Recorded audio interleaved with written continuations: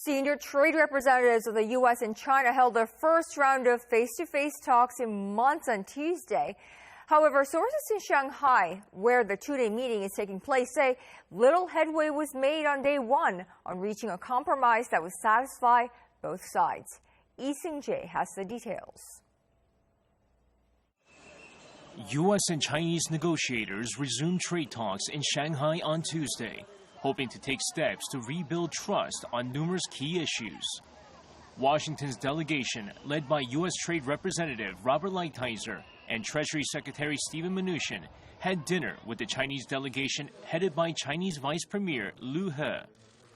During their brief discussions, the U.S. side looked to pick up Chinese orders for American farm goods, while the Chinese pressed Washington to relax U.S. restrictions on Huawei's access to American technology.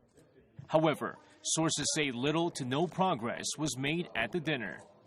President Trump put pressure on Beijing to swiftly reach a deal in a series of tweets on Tuesday morning, warning that if he's re-elected next year, the terms of the agreement will be much tougher than now, or they may be no deal at all. The trade war, which began last summer, has depressed trade between the two economic superpowers. U.S. exports to China tumbled more than 30% on year in June, while imports from China decreased by nearly 8%. However, watchers are more optimistic this time around, saying the selection of Shanghai as the location for the talks could be a signal of China's willingness to strike a deal. They base this on the fact that 12 years ago, China and the European Union agreed to a deal in Shanghai that ended a temporary curb on Chinese textile exports to the EU.